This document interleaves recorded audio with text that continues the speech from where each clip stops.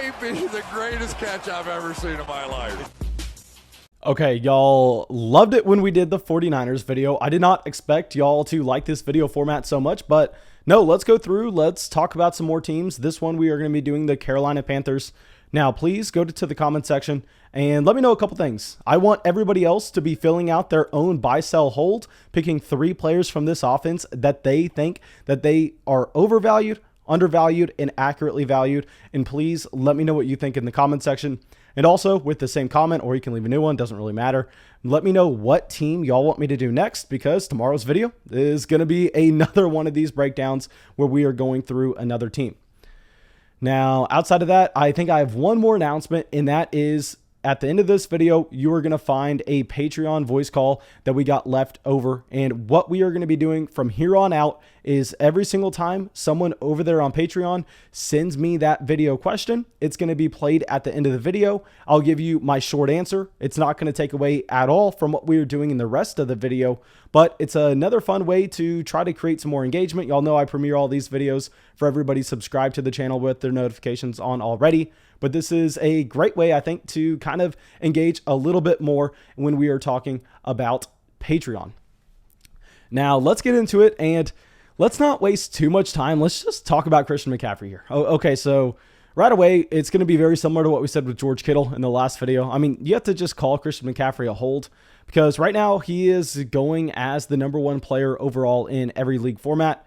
And to be honest, that's what should happen. And unless you're talking dynasty, unless age is actually a factor into it, I mean, Christian McCaffrey for a redraft league is going to be by far and away the best player on the board. And when we bring up his age, I mean, he's not even that old. He's 25 years old, just turned 25 at the same time. Maybe the time you're watching this video, he's only 24. His birthday is coming up. And what is unreal about Christian McCaffrey is the workload he has seen every single game that he has been healthy over the past 2 seasons. I mean, this was something that you had to question was going to change with Matt Rule and Joe Brady coming in. We really didn't know if this was going to be a coaching staff that went, hey, CMC, yes, you're the best running back in the league. Yes, we want to make sure that you are maximizing our efficiency on this offense. But we don't want you to be touching the ball every single time out of the backfield. We want to be mixing in Mike Davis. We want to be turning this into a little bit of a committee. And I know we saw that halfway through the season when you had Christian McCaffrey coming back before he got injured again.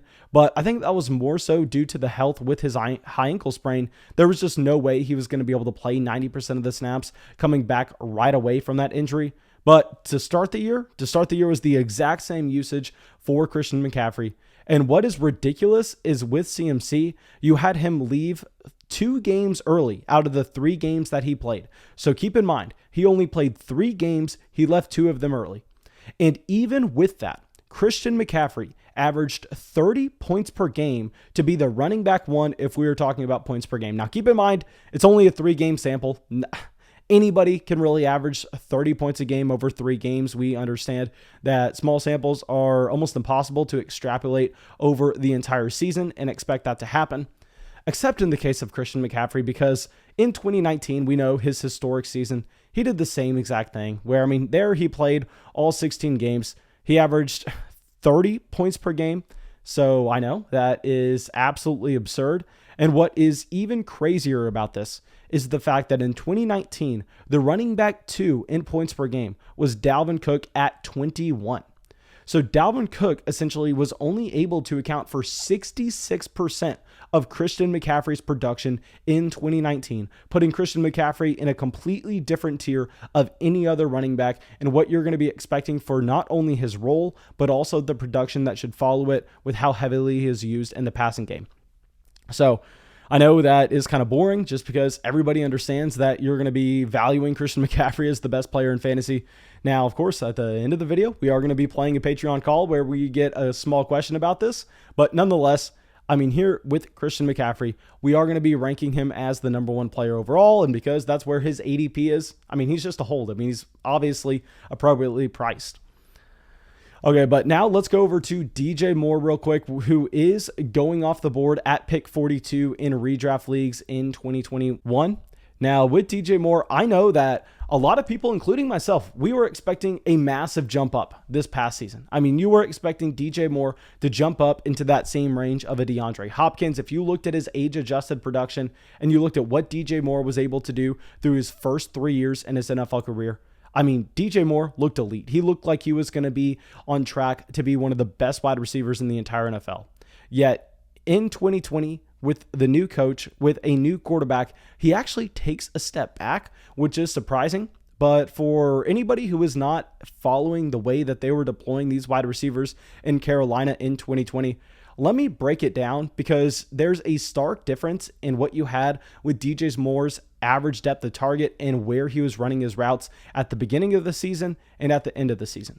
So we know that DJ Moore, if you look at him back in college, if you look at the fact that DJ Moore in his first few years in the NFL was playing all across the line of scrimmage. I mean, this was a player that was running crossing routes, slant routes. I mean, one of the best players in the NFL in that short area game where they're not asking him to run something deep. They're not asking him to run a vertical route to try to create space underneath for the other players. No, DJ Moore's the guy underneath soaking up volume.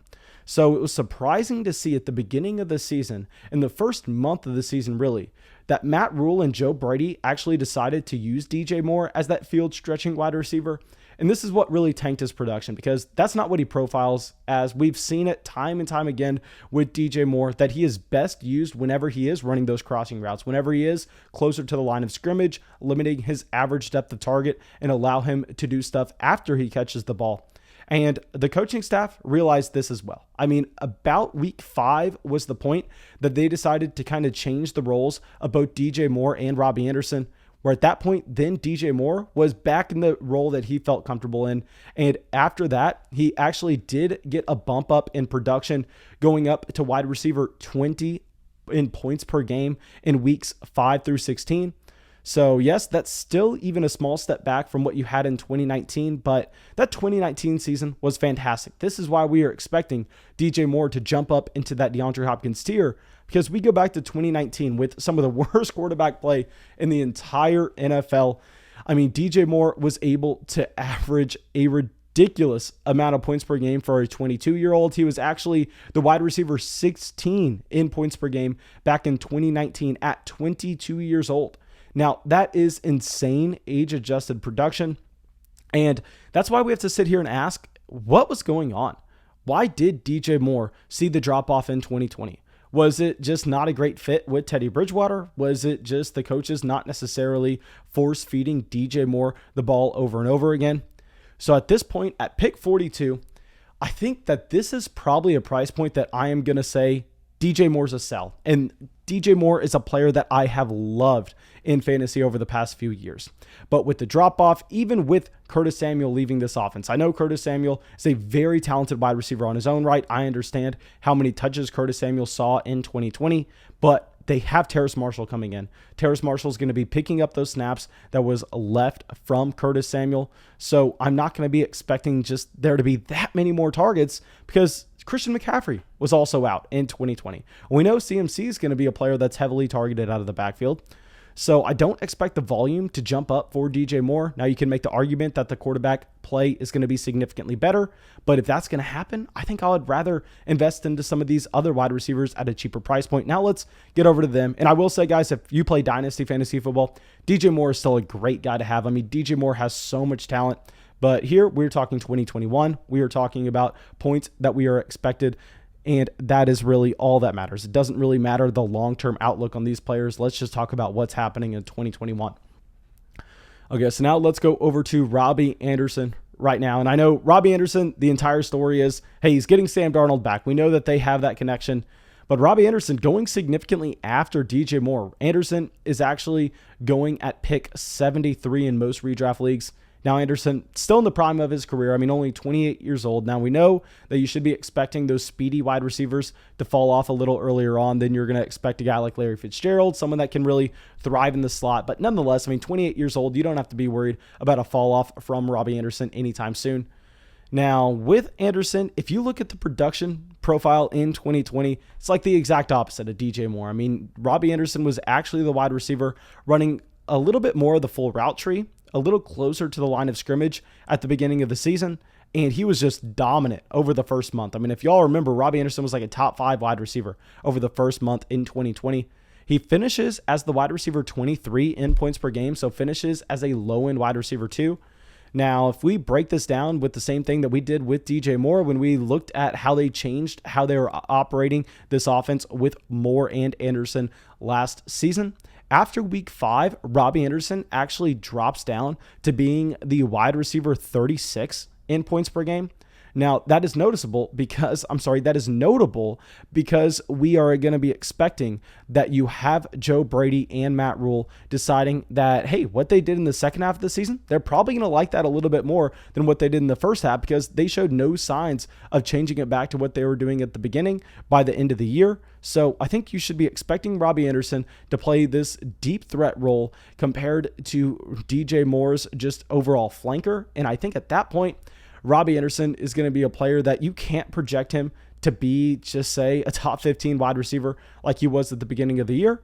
But nonetheless, he's someone that has a high floor. You're going to be hoping that Sam Darnold comes in and Sam Darnold is able to hit him consistently downfield, which Teddy Bridgewater simply was not able to do, with Teddy Bridgewater lacking the arm strength. So if Sam Darnold comes in and really likes that Robby Anderson connection, I think Anderson, even with him slumping off at the end of the year in 2020, could actually be the value in this offense. Now, I'm not going to be labeling him as the buy just because this next player is a ridiculous value, but I think we can say that Robby Anderson is fairly evaluated here in the 7th round of leagues currently, and we're just going to be saying he's a hold. But anyway, let's get Terrace Marshall up here as the last guy we are going to talk about. And now here with Terrace Marshall, guys, he is going at a very late point in these redraft leagues. I mean, he is going in the 13th round in some of these leagues. And Marshall was a player that we really liked coming into the NFL draft. I mean, you go through his entire prospect profile. He has the size, he has the production, and no, he did not break out right away as a freshman. But you can look at the fact that he was playing with Justin Jefferson and Jamar Chase. I mean, you can't blame the guy for not being as talented as Justin Jefferson and Jamar Chase. He can still be a very good wide receiver. And I mean, I don't even need to explain that. That's just common knowledge that with Justin Jefferson and Jamar Chase there, it's going to be hard to expect an 18-year-old, even if Terrace Marshall was a 5-star prospect, coming into LSU and dominating targets right away. But no, in 2019, this is what I want to point out. When you had both Justin Jefferson and Jamar Chase really thriving in that LSU offense, Terrace Marshall was still highly productive. Terrace Marshall was still able to carve out a significant role on this team, racking up a ton of touchdowns near the end of the season, and he actually dealt with an injury halfway through that 2019 year. So Terrace Marshall in 2019, very impressive. Then he comes out in 2020 when Jamar Chase or Justin Jefferson, they're both gone out of this roster.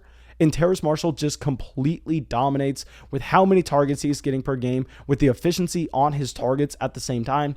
So Terrace Marshall has the production profile, he has the size, he has the athleticism. He was a 5-star prospect coming in, and now he gets the 2nd round draft capital by the Carolina Panthers. Now, obviously, you can't project him to be more productive than DJ Moore or Robby Anderson. I mean, there's a reason that you have DJ Moore and Robby Anderson going, like 100 picks before Terrace Marshall. But if we are just talking value, I think the upside that Terrace Marshall represents, if Sam Darnold does come in and elevate this offense, is going to be an upside that you can go through and you can really chase. I mean, it's going to be very exciting. Terrace Marshall is going to be labeled as the buy of this offense. Now, I guess we can bring up Sam Darnold real quick, and I know a lot of people are going to want to say, Mason, talk about Sam Darnold. And simply, if we were talking about a 12-man redraft league, Sam Darnold, not on the radar. Don't care about him at all. I understand he can come in, he can elevate this offense. I understand he can be significantly better than he was in New York, but he has no rushing upside. You're not going to be expecting him to turn into a top 5 quarterback in passing volume in the NFL. So with him having that cap ceiling, I would much prefer just going with a different option. I'm not even going to talk about Sam Darnold for a 2020 redraft league. Now, let's get our question up here real quick. Now, this came out from Caleb Ellinger. Man, thank you so much for sending your question in. Let's get it up on the screen. Let's play that right now. All right, so my question is, am I an idiot if I take Saquon Barkley over Christian McCaffrey with the #1 pick in a redraft league this year? Okay, so Caleb, again, Thank you for sending that, my man. And here, let's break this down. Pretty much asking, would you rather have Saquon Barkley or Christian McCaffrey in a 2021 redraft league? And are you crazy to go with Barkley? Yes, man, you are crazy. It's as simple as that. I can sit here and I can say I see the appeal. And for myself, in a dynasty format where you have to take into consideration age and contract situation, there I am fine going Barkley, but no, in a redraft league where Christian McCaffrey has literally been in his own tier over the past 2 years with not only his workload, but at the same time, his overall production that has come with it. No, I mean, CMC, higher floor, higher ceiling. You have to go Christian McCaffrey. You would be crazy to go Barkley. Now, thank you guys. I really hope y'all enjoyed this video. I really hope y'all got something from it. Of course, go down there, drop a like, leave a comment, subscribe to the channel. It helps us out a ton, and I will see y'all with the video tomorrow. Thank you so much for everyone supporting the show on Patreon. And Dominic, Jim, Carl, Jesse, Tyler, Eric, Colby, Cameron, Mike, and Marcus, thank you guys.